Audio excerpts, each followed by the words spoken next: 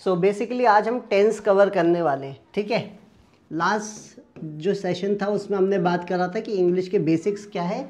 आज हम बात करने वाले हैं कैसे हम सेंटेंस को क्रिएट कर सकते हैं, कैसे हम उन्हें यूज़ कर सकते हैं, ठीक है। तो ये जो क्लास है मैं वैसे ऑफलाइन भी ले रहा हूँ, बट फॉर फर्दर फ्यूचर के लिए मैं इसको रिकॉर्ड भी कर रहा हूँ, ठीक है। कोई भी डाउट हो तो आप पूछ भी सकते हो, नो प्रॉब्लम, ठीक है। सो बेसिकली टेंस क्या होता है, बहुत सारे बच्चे हैं ना, टेंस के नाम से ही उनको लगता है तो मुझे टेंस आ जाएगा ना तो मुझे आधी से ज़्यादा इंग्लिश आ जाएगी, आएगी नहीं। मतलब टेंसेस को लेके बच्चों के अंदर जो डर है मैं बहुत अच्छे से रिलेट कर सकता हूँ, क्योंकि जब मैंने इंग्लिश सीखना शुरू किया था तो मुझे टेंसेस के नाम से ना बहुत ज़्यादा डर लगता था, क्योंकि मुझे ऐसा लगता था पता नहीं कितनी कठिन चीज़ है, कभी समझ में आएगा कि नहीं आएगा, राइट। और ऐसे ही मैं देखता हूँ कि बहुत सारे स्टूडेंट हैं जिनको ये टेंस क्या लगता है, बहुत ज़्यादा डिफ़िकल्ट लगता है। तो आज हम उसी चीज़ को समझ लें। सो बेसिकली टेंस होता क्या है, टेंस और कुछ नहीं है, बस ये है time plus action. Simple word में बात करें, टेंस क्या होता है, टेंस होता है किस समय में कौन सी क्रिया हो रही है या कौन से समय में क्या हो रहा है, इसी को हम क्या बोलते हैं, टेंस कहते हैं। क्या कहते हैं, टेंस। टेंस का मतलब टाइम प्लस एक्शन, कौन से समय में कौन सा काम हो रहा है इसकी जानकारी को ही हम क्या कहते हैं, टेंस कहते हैं। एग्जाम्पल के लिए ये जो टाइम है ना, इसकी जो जिम्मेदारी है वो हेल्पिंग वर्ब की है। किसकी है, हेल्पिंग वर्ब। हेल्पिंग वर्ब मुझे बताता है कि टाइम प्रेजेंट का है, पास्ट का है या फिर फ्यूचर का है। और ये जो एक्शन है ना, इसकी जिम्मेदारी है मेन वर्ब की। किसकी, मेन वर्ब। अब ये जो मेन वर्ब है ये क्या होता है, जैसे आपने बहुत बार देखा होगा, गो, वेंट और गॉन, ठीक है। हेल्पिंग वर्ब क्या होती है, हेल्पिंग वर्ब को आपने इस तरीके से देखा होगा, जैसे इज़ हो गया, आर हो गया या फिर एम हो गया। डू लगा देते हैं, कई बार डज लगा देते हैं, कई बार डिड का यूज़ करते हैं, कई बार वॉज का यूज़ करते हैं, वर का यूज़ करते हैं, हैज़ हो गया और हैव हो गया, राइट। शोर मचा दे, ठीक है। तो क्या हो गया, हैज़ हो गया और हैव हो गया। तो बेसिकली ये क्या होते हैं, ये हमारे होते हैं हेल्पिंग वर्ब। और ये क्या होता है, गो, वेंट, गॉन, स्पीक, स्पोक और स्पोकन, ये क्या होते हैं आपके मेन वर्ब। ये काम के बारे में बताएंगे कि क्या काम हो रहा है, और ये हेल्पिंग वर्ब बताएंगे टाइम के बारे में कि वो कब हो रहा है। अब इस चीज़ को समझते हैं आगे फर्दर। अभी हमने सीखा कि एक होती है हेल्पिंग वर्ब, एक होते हैं वर्ब, ठीक है। अब ये जो वर्ब है ना बच्चे, ये क्या है, ये जो वर्ब है ये इंग्लिश की पूरी जान है। जिस बच्चे को वर्ब आती है उसको इंग्लिश आ जाएगी, और जिसे वर्ब नहीं आएगी उसे इंग्लिश आना थोड़ा सा मुश्किल है। अब आप बोलोगे ऐसे कैसे बच्चे, क्योंकि ये वर्ब क्या होती है, ये हार्ट ऑफ इंग्लिश है। क्या है, हार्ट ऑफ इंग्लिश, ठीक है। इस चीज़ को समझो कि वर्ब को जानना क्यों ज़रूरी है, ठीक है। इसके लिए मैं एक एग्जांपल देता हूँ। आपको कैसे पता चलता है कि कोई सेंटेंस प्रेजेंट में है, पास्ट में है या फिर फ्यूचर में है। हमेशा डाउट रहता है कि ये सेंटेंस प्रेजेंट में है, पास्ट में है या फिर फ्यूचर में है। तो इस प्रॉब्लम को सॉल्व करते हैं। सबसे पहले हम देखते हैं हिंदी में, ठीक है। किस में देखेंगे, हिंदी में।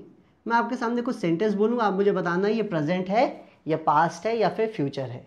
मैंने कहा मैं इंग्लिश बोलता हूँ, क्या है ये, प्रेजेंट है, राइट। अगर मैंने कहा मैं इंग्लिश बोलता था या फिर मैंने इंग्लिश बोली थी, ये क्या हो जाएगा, ये पास्ट हो जाएगा। और मैंने कहा मैं इंग्लिश बोलूँगा, तो ये हो जाएगा फ्यूचर। अब आप ये नोटिस करेंगे जो भी प्रेजेंट होता है हिंदी में उसके आखिर में है ज़रूर आता है, पास्ट होता है तो उसके आखिर में था आता है, और अगर बात करें फ्यूचर में तो उसकी आखिर में गा आ जाता है, राइट। इससे मुझे पता चल जाता है कि ये जो मेरा सेंटेंस है ये प्रेजेंट में है, पास्ट में है या फिर फ्यूचर में है, ठीक है ना। अब बात करते हैं हम इंग्लिश में कैसे पता लगाएं। हिंदी का तो चलो समझ में आ गया कि हिंदी में मुझे पता चल गया कि है लगते ही सेंटेंस प्रेजेंट का हो जाता है, था लगते ही पास्ट का हो जाता है और गा लगते ही फ्यूचर का हो जाता है। पर जब बात आती है ना इंग्लिश की तो बच्चा कंफ्यूज हो जाता है। ठीक है, चलो मैं आपको थोड़ा कंफ्यूज करने के लिए कुछ सेंटेंस लिखता हूँ, आप मुझे बताना कि प्रेजेंट है, पास्ट है या फिर फ्यूचर है। ठीक है, सेंटेंस है आई हैव सीन यू। चलो बताओ ये प्रेजेंट है, पास्ट है, फ्यूचर है? क्या है ये? पास्ट है। ये बच्चे ने बताया कि ये सेंटेंस पास्ट है। ठीक है, सो यहाँ पे बच्चे ने बताया ये पास्ट है। चलो अभी बच्चे ये जो चीज़ है आप मुझे अभी 2 मिनट के बाद में बताना कि आपने सही बताया था या गलत बताया था। ठीक है, आज की क्लास में हम इस वर्ड को ध्यान में रखते हुए, ये था आपका इनिशियल स्टेज जहाँ से आप सीखना शुरू कर रहे हो। मुझे भी नहीं पता ये प्रेजेंट है या पास्ट है। ठीक है, देखते हैं आगे चल के कि ये प्रेजेंट होगा, ये पास्ट होगा या फिर ये फ्यूचर होने वाला है। चलो उसके लिए हमें सीखना पड़ेगा कि ये जो अंग्रेज है ये कैसे अपनी लैंग्वेज को बनाते हैं, कैसे समझते हैं। तो मान के चलते हैं इंग्लिश में एक लड़का है जिसका नाम हम रख लेते हैं जॉन। ठीक है, वो जॉन अपने एक दोस्त से बात कर रहा है जिसका नाम है उसका माइक। दोनों को इंग्लिश ही आती है, इंग्लिश के अलावा कोई और लैंग्वेज नहीं आती। जैसे हम हिंदी में सुनते फिर इंग्लिश करते तो ट्रांसलेट नहीं करते, पर जॉन और माइक तो अमेरिका में ही रहते हैं तो वो ट्रांसलेट कर नहीं सकते। जैसे हम हिंदी से हिंदी में समझते हैं ना, आया कि नहीं, वैसे ही ये लोग इंग्लिश टू इंग्लिश में समझेंगे। राइट, तो चलो जॉन ने माइक से कुछ कहता है, तो जॉन माइक से कहता है कि आई स्पीक इंग्लिश। ठीक है, फिर थोड़ी देर के बाद जॉन फिर कहता है आई स्पोक इंग्लिश। ठीक है, और फिर कहता है आई विल स्पीक इंग्लिश। यहाँ पे बच्चों को कन्फ्यूजन हो जाता है कि कौन सा प्रेजेंट है, कौन सा पास्ट है और कौन सा फ्यूचर है।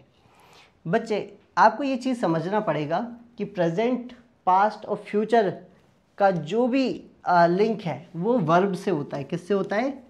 वर्ब से। वर्ब हो गई या फिर हेल्पिंग वर्ब हो गई। ठीक है, तो ध्यान से देखो, ये जो स्पीक है क्या है? ये जो स्पीक है,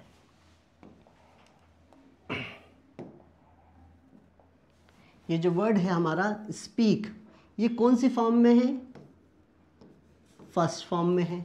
ठीक है, और ये जो स्पोक है ये कौन सी फॉर्म में है? सेकंड फॉर्म में है। और फिर आप यहाँ पे नोटिस करेंगे विल लगा है और विल के बाद क्या लगा है? फर्स्ट फॉर्म लगा रखी है। आया कि नहीं आया?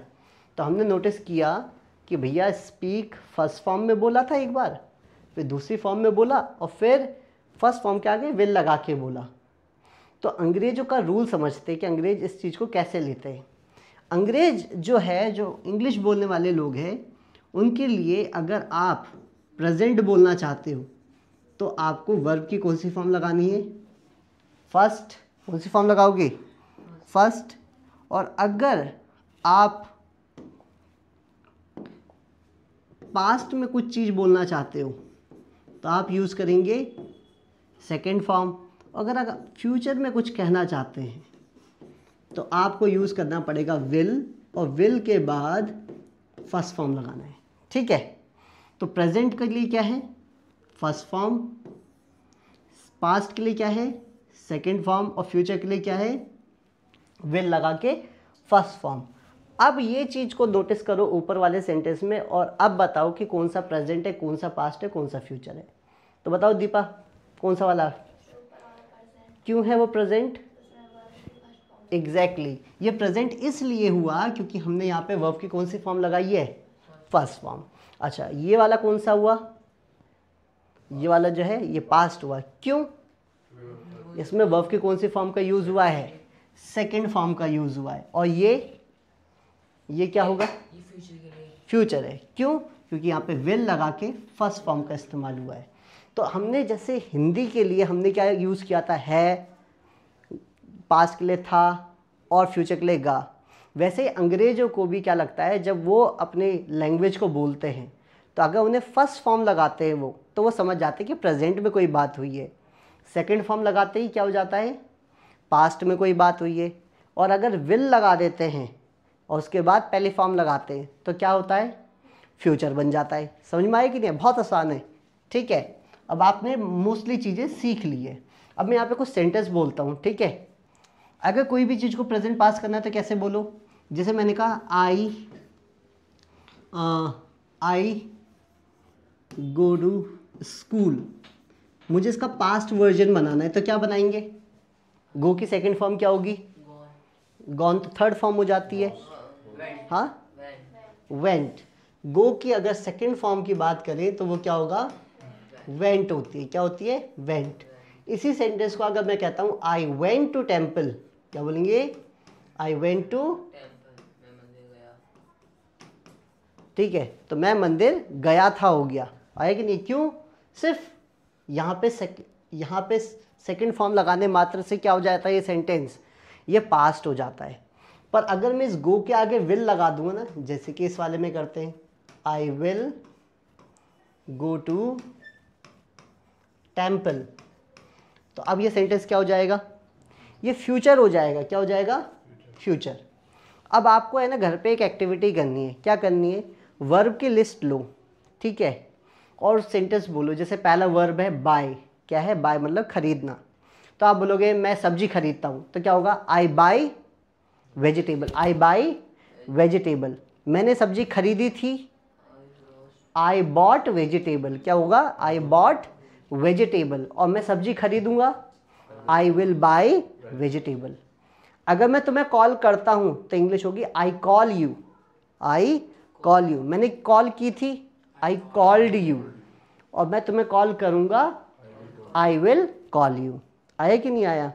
इसी तरीके से कम, आया कि नहीं? मैं तुम्हारे घर आता हूँ, आई कम एट योर होम। मैं तुम्हारे घर आया था, आई केम एट योर होम। और मैं तुम्हारे घर आऊँगा, I will come at your home. समझ में आया कि नहीं आया? ये रूल क्लियर हो गया, समझ में आ गया? अगर आपको ये रूल आ गया, अगर आपको इतना आ गया है इंग्लिश में, तो आगे की जर्नी बहुत आसान है। बस एक शर्त है, आपको वर्ब याद होने चाहिए। अगर आपने वर्ब गलत याद हो गए, फॉर एग्जांपल आपको फर्स्ट फॉर्म पता है, सेकंड फॉर्म नहीं पता, ठीक है, तो इससे क्या होगा, आप कभी भी जीवन में पास्ट में नहीं बोल पाएंगे। क्या नहीं बोल पाएंगे? पास्ट में। एग्जाम्पल के लिए मैं एक सेंटेंस बोलता हूँ, ठीक है, आई कट केक। क्या बोला मैंने? I cut cake. अब इसका पास्ट वर्जन क्या होगा, जरा मुझे बताना। मैंने केक काटा था, हाँ नहीं। क्यों नहीं बनाई? क्योंकि मुझे कट की कौन सी फॉर्म नहीं पता, सेकंड फॉर्म नहीं पता। आप हैरान होंगे, कट की जो फर्स्ट फॉर्म होती है वो भी कट होती है, और इसकी जो सेकंड फॉर्म होती है वो भी कट होती है। अगर आपको फर्स्ट फॉर्म और सेकंड फॉर्म ही नहीं आती तो आप कभी पास्ट में बोल पाएंगे? कभी नहीं बोल पाएंगे। तो ये जो पहला कारण है, जो बहुत सारे बच्चे इंग्लिश के रूल तो उनको पता है, इसके बावजूद भी इंग्लिश नहीं बोल पा रहे, उसका रीज़न क्या है? उसका रीज़न बहुत सिंपल है। उनका रीज़न ये है कि उनको फर्स्ट फॉर्म और सेकंड फॉर्म की नॉलेज नहीं है। इसकी वजह से होता क्या है, वो बोलना चाहते हैं पास्ट में, पर जब तक उन्हें वो वर्ड पता ही नहीं है तो वो कैसे बोलेंगे? आए कि नहीं आए? आपको पता है स्प्रेड, स्प्रेड मतलब होता है फैलाना, उसकी सेकंड फॉर्म क्या होगी? अब बहुत सारे बच्चे बोलेंगे स्प्रेडेड, जी नहीं, उसकी भी तीनों फॉर्म स्प्रेड स्प्रेड स्प्रेड ही होती है, राइट? जैसे किसी ने आपको दिल दुखाया है आपका, तो आप बोलते हैं हर्ट हो गया ना, तो हर्ट की भी जो तीनों फॉर्म होती है वो क्या होती है? सेम होती है, हर्ट, हर्ट और हर्ट, राइट? तो पहली चीज़ जो आज आपको सीखना है वो क्या है? वो ये है कि मुझे तीनों फॉर्म्स को याद रखना है, ताकि मैं प्रेजेंट में भी बात अपनी बोल पाऊँ, पास्ट में भी बोल पाऊँ, प्रेजेंट में भी बोल पाऊँ और फ्यूचर में भी बोल पाऊँ। उसके लिए आपको वर्ब याद करने हैं। चलो वर्ब याद करने की एक ट्रिक बताते हैं, क्या होते हैं, है ना? तो बेसिकली बच्चे, वर्ब जो होती है,